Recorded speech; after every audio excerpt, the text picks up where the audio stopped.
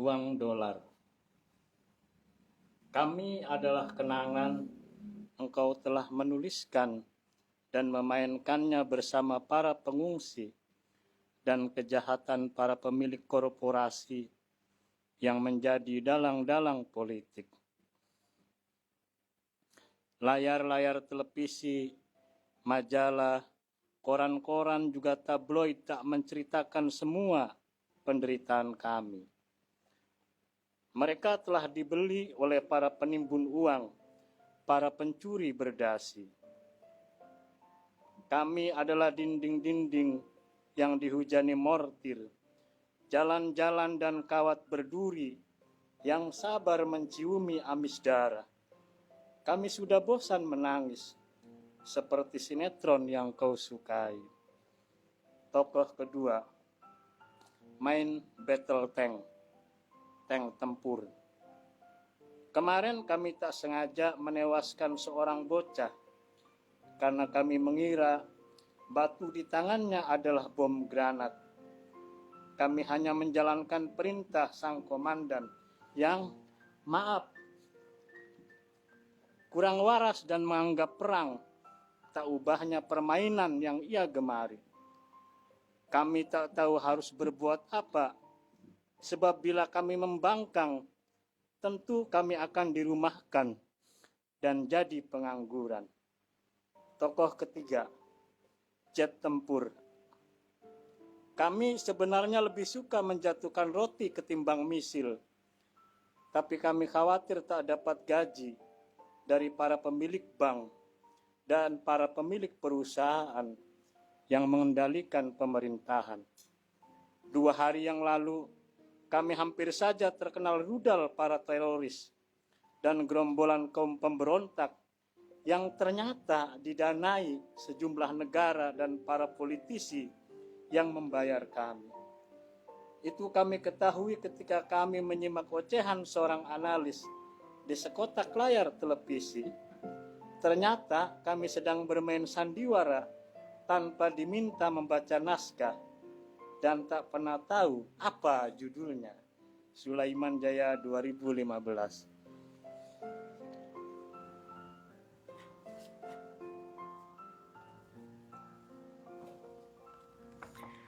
Kalau pada akhirnya kau memilih untuk pergi, pergilah. Barangkali itu yang terbaik untuk kita berdua. Aku tahu bahwa tidak ada yang abadi di dunia ini, termasuk hubungan kita. Berjalanlah dan jangan coba menoleh ke belakang. Aku melepasmu bukan karena kehendakku, tapi setiap hal selalu ada batas waktunya. Sekarang adalah waktu yang tepat untuk kita melangkah sendiri-sendiri. Ade Ubaidil.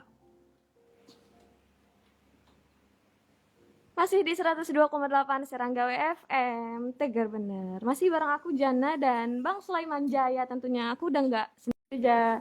Assalamualaikum warahmatullahi wabarakatuh. Waalaikumsalam. Para pencinta Serangga WFM. Jumpa lagi ya. Iya. Di acara Sastra Malam di Udara Samara dengan bintang tamu spesial juga. Yang pertama ada Kak Tasya Oktaviani Purba. Halo. Ini bintang tamu yang paling cantik saya kira. sepanjang Samara terus-menerus mengudara. Iya. Yang kedua ada Bang Ade Ubaidil, penulis muda yang terbilang meyakinkan dan punya prestasi yang cukup bagus, cukup moncer. Dia seorang penulis prosa yang karya-karyanya telah beberapa kali dipublikasi media nasional. Ini tentu akan menambah kesemarakan kita nanti ya berbincang dan ngobrol. Iya. Siapa dong? Iya, kita mau kenalan dulu nih. Halo Kak Tasya. Hai. Halo, yang nggak kelihatan. Aku panggilnya Kak Tasya atau Kak Caca nih? Caca sih. Oke, halo Kak Caca. Lebih enak Caca. Hai semuanya yang di studio. Halo, Gimana apa kabarnya? kabar? Alhamdulillah baik. Kalian apa kabar? Alhamdulillah. Alhamdulillah, Alhamdulillah. sehat walafiat. Dan kita lagi patuh PPKM ya, Iya, pakai masker di sini. prokes. Pakai masker. Kita di rumah aja. Iya. Enak Caca sebenarnya karena bisa nggak pakai masker. Live via IG. Nah, Yoi. selain ada Kak Caca nih, ada Bang Ade. Halo. Halo, Aduh. halo semuanya. Paling ganteng nggak, Bang? Debatable. Saya tersinggung kalau Wah, bahaya nih. dua cowok, Bahaya. karena ada dua cowok. Heeh. Apa kabar, Bang? Baik-baik, alhamdulillah. Alhamdulillah. Ya, terima kasih Kang Suja dan Serang Gawe udah diundang mampir ya main-main ke sini. Singgah. Ya. Sekarang lagi sibuk apa, Bang? Kemarin baru selesai nyusun buku kumpulan cerpen. Oh. Insya Allah terbit bulan depan. Semoga lancar ya. Bang. Amin, amin. Amin. Ini Tasa di Bogor atau di mana ini? Lagi di Bogor. Oh, oke. Lagi PPMK Bogor. Sebenarnya kalau masih stay di Serang bisa hadir di studio. Iya. Iya, cuman karena sudah tidak berkuliah di sana dan tidak berkegiatan lagi di sana, jadi kita pulang ke rumah. Tasa, Ya, Om, gimana? malam ini kita ingin ngobrol lah seputar kita kan sengaja nih minta Tasa hadir di on air malam ini Kang Ade karena kita ingin mengobrolkan dan bincangkan tema yang sangat menarik saya kira. Apa tuh temanya? Bagaimana kiprah perempuan dalam dunia tulis menulis, dalam sastra. Terus Kang Ade kita pengen ngobrol juga tentang Ya. gimana sih perkembangan prosa gitu kan. Kita pengen tahu bagaimana pandangan Tasa tentang perempuan dalam sastra. Kiprahnya seperti apa menurut Tasa. Dan Tasa sendiri gimana memandang perempuan menulis seperti itu. Iya, ngomongin soal perempuan berarti ngomongin soal pembebasan pemikiran, itu yang pertama. Yang kedua, awalnya perempuan cuma bisa nulis, nggak bisa mengutarakan dengan lantang gitu kayak laki-laki. Iya nih, saya mau rapat ini, saya mau bikin ini. Kalau perempuan kan nggak bisa, perempuan cuma bisa nulis. Dari cuma sehelai kertas sampai beberapa lembar kertas sampai menjadi satu buku itu menurutku perjuangan yang lumayan ya untuk perempuan karena balik lagi perempuan itu banyak kegiatannya dari mulai membanjakan diri, mengurus rumah, mengurus lingkungan, mengurus kondisinya dia. Makanya untuk perempuan menulis itu menurut Caca sangat amat menguras energi lah ya, karena kan nggak semua perempuan bisa mengutarakan lewat tulisan dan nggak semua perempuan bisa jujur sama perasaannya dia gitu sih. Kalau bicara tentang siapa sih kira-kira penulis perempuan yang kamu sukai gitu loh? Di dalam apa di luar nih? Bebas lah, mau penulis Kalau Indonesia, mau penulis luar negeri, bebas. Kalau di luar ada JJ Proud, itu tahun 18-an. Dia nulis satu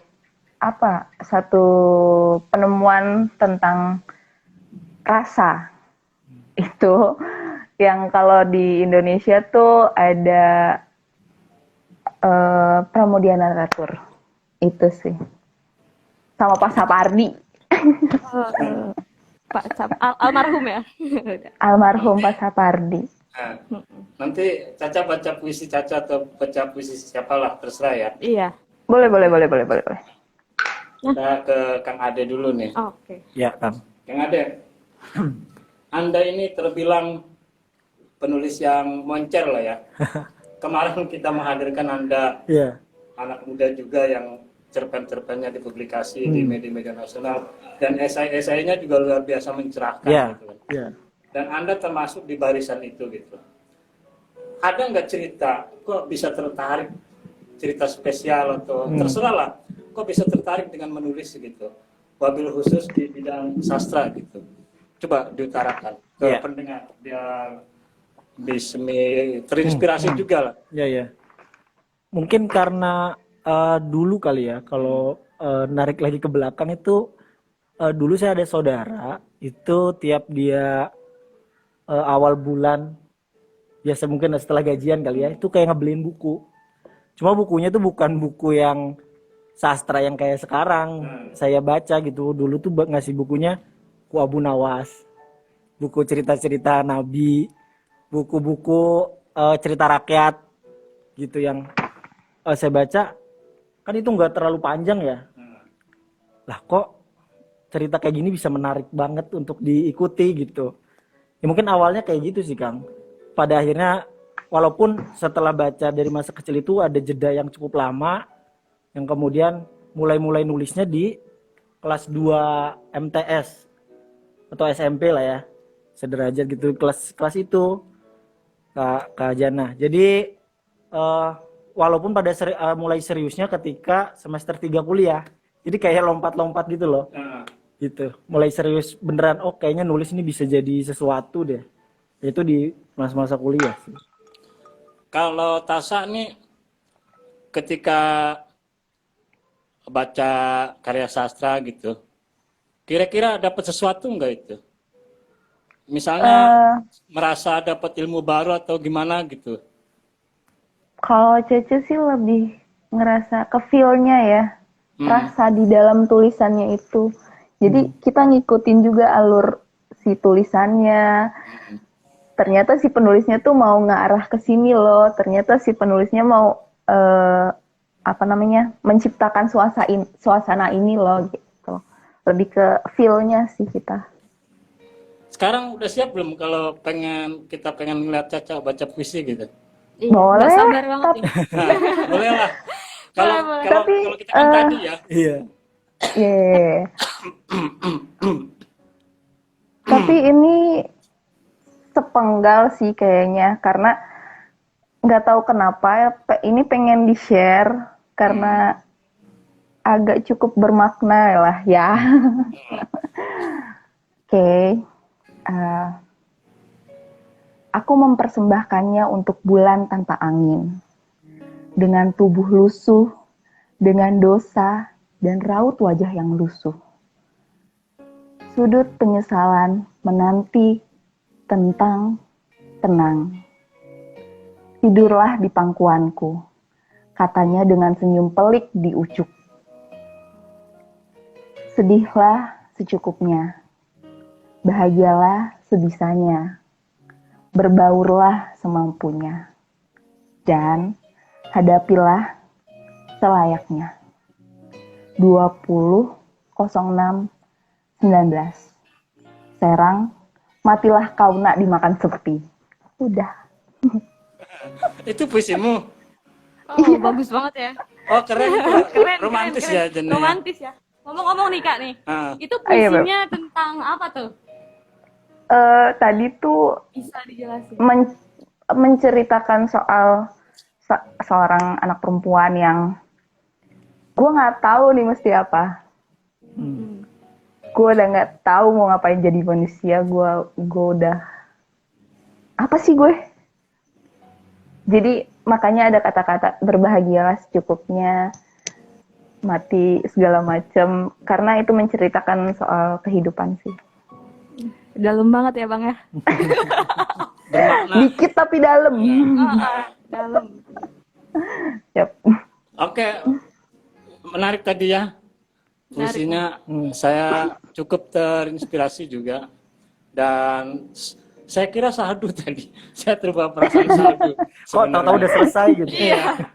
Oh, kamu ternyata mempesona gitu loh. Ketika baca puisi kan.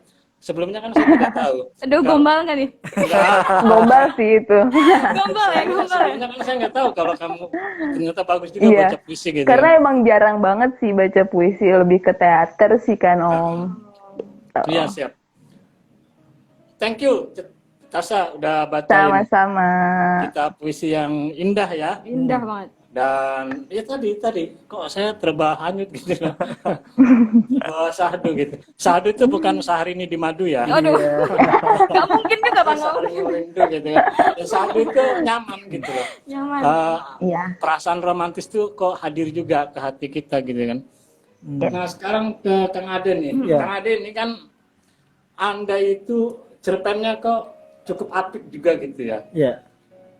Itu belajar dari mana dan apa sih yang ingin disampaikan dengan cerpen-cerpen Kang Ade itu gitu kira-kira? Kalau ya saya ambil tahunnya kan tahun 2012 ya. Itu yang benar-benar ngerasa awal mula saya serius di kepenulisan gitu. Karena kalau di zaman-zaman SMP itu mah ya anak-anak waktu itu lah ya kayak lagi seneng-senengnya asal nulis-nulis aja gitu. Nggak tahu teorinya. Nah kalau di 2012 itu udah bener-bener mempelajarin ada tekniknya ternyata. Nah itu nggak untuk masa-masa awal itu cuma ikut grup-grup kepenulisan aja Kang. Betul. Dulu kan ada media sosial Facebook awal-awal tuh ya.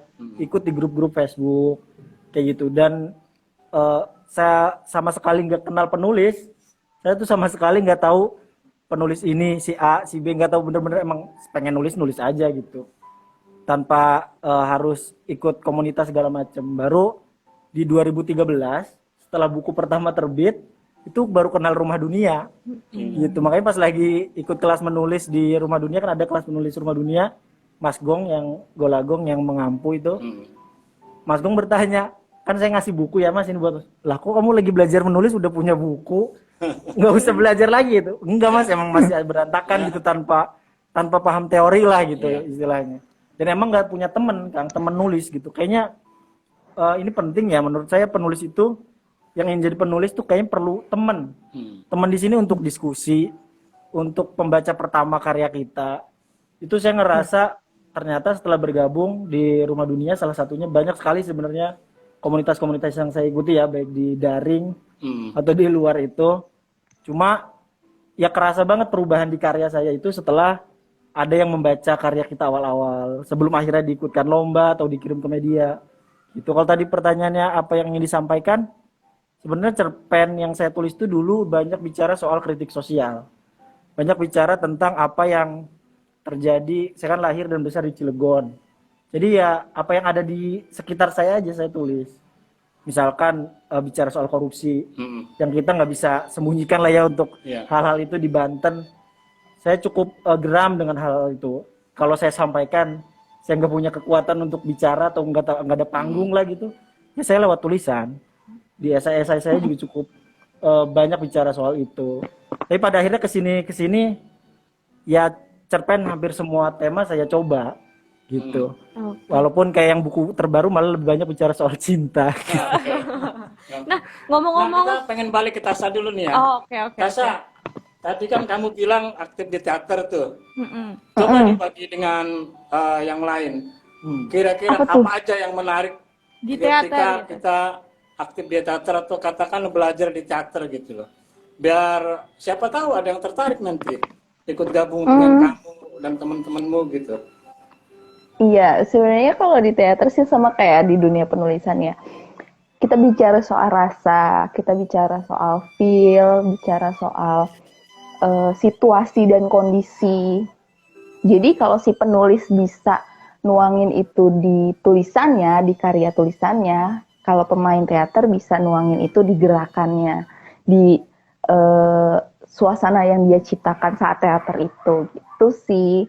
Nah, kalau di teater juga sebenarnya lebih ke arah, kalau Cacang rasanya semenjak masuk ke dunia teater bisa lebih tenang.